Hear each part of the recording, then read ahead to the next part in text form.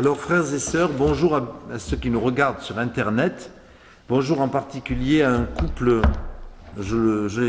Serge et Odile, voilà, qui nous regardent fidèlement et qui sont en Provence, à Allo exactement. Et puis il y en a d'autres. Donc bienvenue.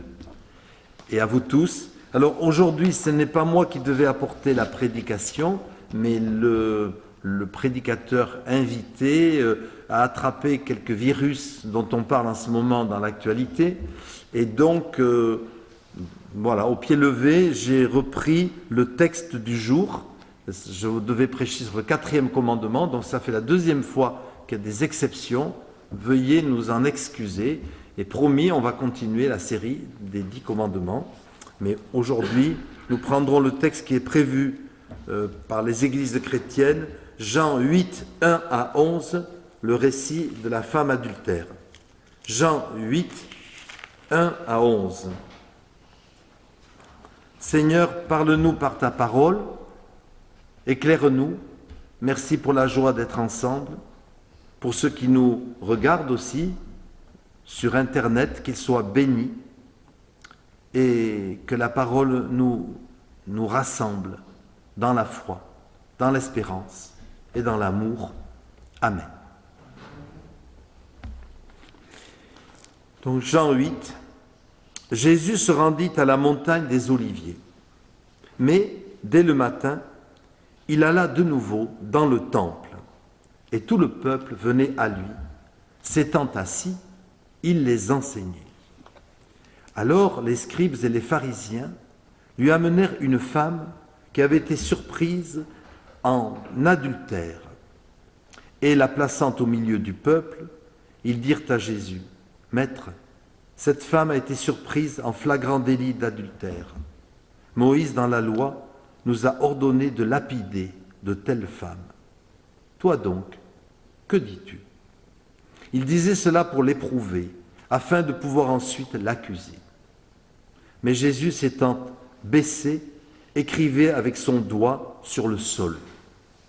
Comme il continuait à l'interroger, il se releva et leur dit, « Que celui d'entre vous qui est sans péché lui jette le premier la pierre. » Et il se baissa de nouveau, et il écrivait encore sur le sol.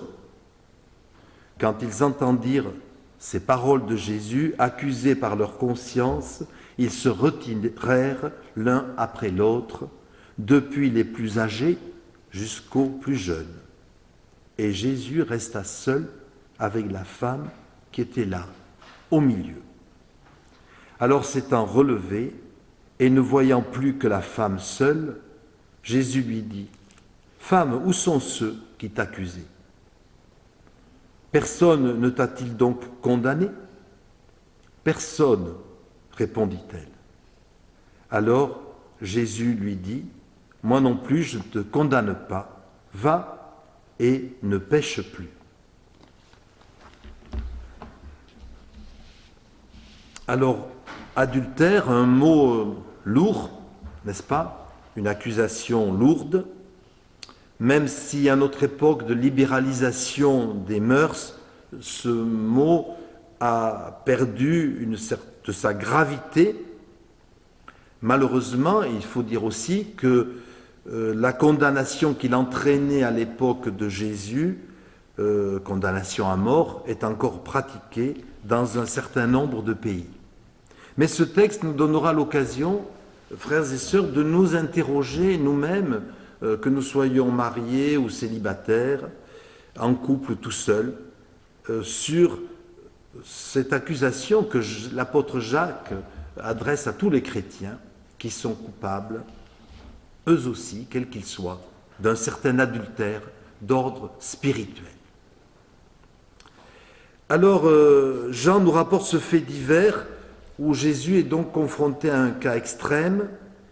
Et là, je dirais, il faut agir vite. Ce n'est pas le moment de raconter une parabole qui fera réfléchir plus tard.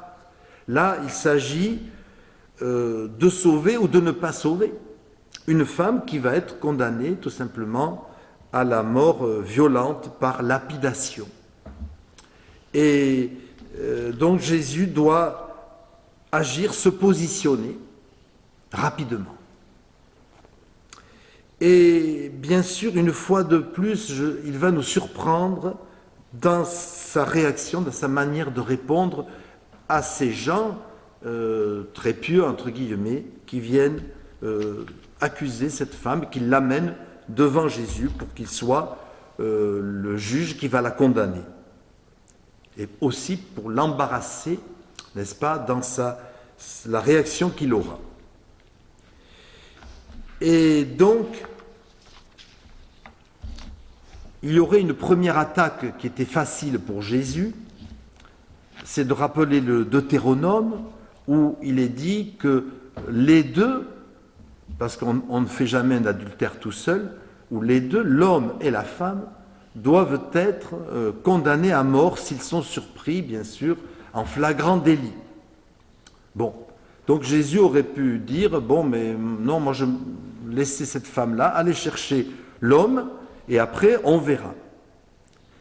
Ça aurait pu être une stratégie, mais ce n'est pas celle que choisit Jésus. Et voilà le résultat auquel il parvient. Il veut finalement piéger à son tour, en quelque sorte, les pharisiens et leur montrer que eux, qui sont si forts pour accuser les autres, ne sont pas aussi innocents qu'il y paraît. Et il aura cette phrase extraordinaire, que celui d'entre vous qui est sans péché, eh bien, qu'il lui jette le premier la pierre. Et là, bien sûr, Jésus va piéger les pharisiens, parce qu'il y a même ce trait qui ne manque pas d'humour. Ils s'en allèrent tous, les uns après les autres, en commençant par les plus âgés. Parce que bien sûr, plus on est âgé, plus on a péché. Et d'une manière ou d'une autre. Donc vous voyez que Jésus a trouvé cette ruse, si je puis dire, extraordinaire. Il réussit à faire déguerpir tous les accusateurs, en commençant par les plus âgés, qui devraient être les plus sages. Et voilà donc cette manière qu'il a de réagir. Et alors, il est dit deux choses dans ce texte. À deux reprises, Jésus se baisse au sol et il écrit. Alors c'est vrai, frères et sœurs, qu'on aimerait bien savoir ce qu'il a écrit.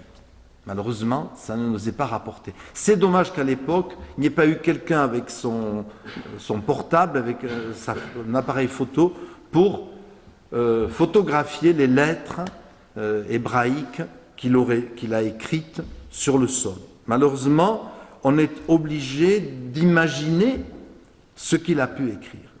Mais d'abord, frères et sœurs, Jésus qui se baisse.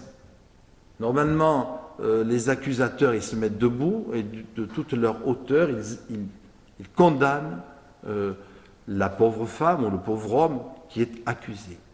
Jésus se baisse, donc il se met à sa portée, même un peu plus bas qu'elle, dans une position non d'accusateur, mais de sauveur, dans une position de service.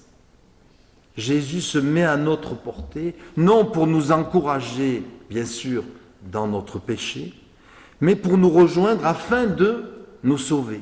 Et on comprend pourquoi ce texte est choisi en cette période de carême, pour nous préparer à la croix. Parce que sur la croix, c'est ce que va faire Jésus, s'identifier au pécheur afin de pouvoir le sauver. Et alors, qu'a-t-il écrit ? Alors, c'est marrant de voir les commentateurs, tout le monde a de l'imagination, et on essaye évidemment, c'est un jeu intellectuel. Qu'est-ce qu'il a écrit ? On peut l'imaginer. Alors, j'ai trouvé chez un commentateur cette phrase imaginaire, dit-il, bien sûr, que Jésus aurait pu écrire, puisqu'il se baisse à deux reprises, il écrit à deux reprises. La première fois, il aurait pu écrire adultère, selon la loi, effectivement, égale peine de mort. Mais la deuxième fois, il aurait pu écrire « Vous les pharisiens qui êtes en face de moi, vous aussi, vous avez désobéi à la loi, donc vous aussi, vous méritez la mort. Alors, ce n'est qu'une phrase imaginaire, mais il y a quelque chose de vrai dans le sens que, et je vais y revenir, il ne s'agit pas de dire que Jésus dit que l'adultère c'est rien du tout, non, nous allons y revenir, mais dans un premier temps, ce qu'il veut dire, c'est que, comme dit saint Paul dans l'épître aux Romains, tous ont péché et sont privés de la gloire de Dieu. Si on devait s'appuyer sur nos propres forces, adultère ou pas, eh bien nous serions tous condamnés parce que tous, il faut bien l'avouer, nous sommes pécheurs. Et même si nous n'avons pas commis physiquement l'adultère, souvenons-nous de ce que dit Jésus dans le Sermon sur la montagne, celui qui regarde une femme ou un homme pour la convoiter a déjà commis l'adultère avec elle. Alors soyons francs, lequel d'entre nous n'a jamais eu un regard, comme on disait autrefois, de concupiscence, de désir pour une autre personne? Et donc, vous voyez bien que Jésus sait très bien ce qu'il fait, et quand il dit, le premier qui est sans péché, qui jette la première pierre, et tout le monde s'en va, parce que tous, et là on est concernés, tous, nous sommes pécheurs. Alors, qu'est-ce que ça veut dire, frères et sœurs? Mon avant-dernier point, c'est de dire qu'il y a le pardon de Jésus, et je vais y revenir. Mais il est vrai qu'il y a d'abord le constat du mal, que nous sommes tous coupables, je l'ai dit, je l'ai redit. Jésus dit à cette femme, « Moi non plus, je ne te condamne pas, va et ne pêche plus. » Donc c'est clair que Jésus ne veut pas l'encourager à recommencer. Il lui prêche une certaine fidélité, fidélité à l'alliance, fidélité à Dieu, fidélité à sa propre morale. Donc, il va la remettre en quelque sorte sur un chemin de fidélité. Et c'est vrai pour nous tous, lorsque nous sommes repris, quelle que soit la faute que nous avons commise, eh bien, il ne s'agit pas de dire non, c'est pas grave, tu peux recommencer, Dieu pardonne, c'est son métier, cette phrase horrible. Non, Dieu nous dit non, le mal c'est le mal, le bien c'est le bien, et Jésus ne mélange pas tout, bien évidemment.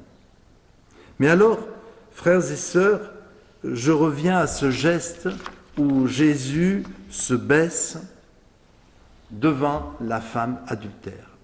Au lieu, donc ça veut dire au lieu de la juger et au lieu de nous juger, il nous apporte son pardon. Et c'est ça qui est extraordinaire dans la croix.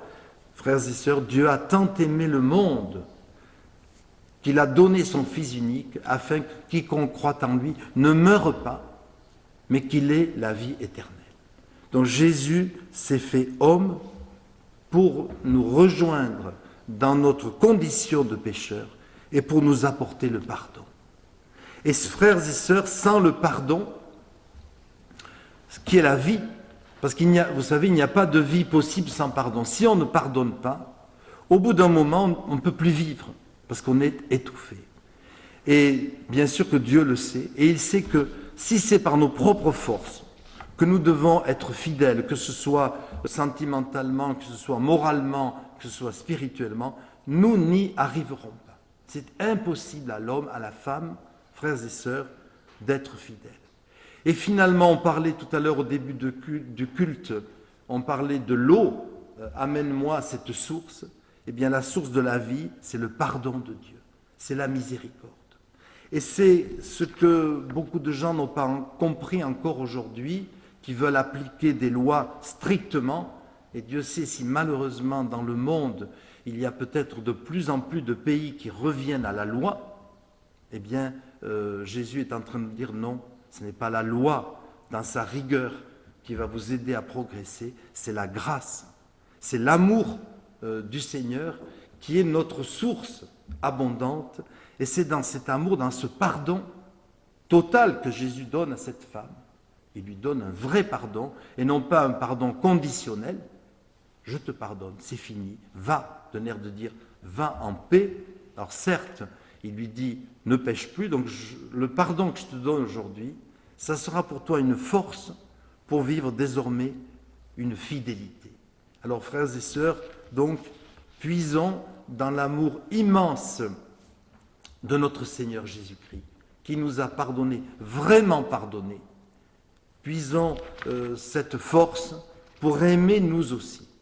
Et si nous comprenons, si nous recevons l'amour de Dieu à travers cet exemple aujourd'hui, et puis à travers dimanche dernier, je vous rappelle l'exemple du bon samaritain, chaque fois que l'amour de Jésus est manifesté, eh bien nous puisons notre force pour mieux vivre notre fidélité et pour que le Seigneur nous libère de nos adultères. Amen. Moi non plus, je ne te condamne pas. Va et désormais, ne pêche plus. Frères et sœurs, le Seigneur a dit, le temps est accompli et le royaume de Dieu est proche.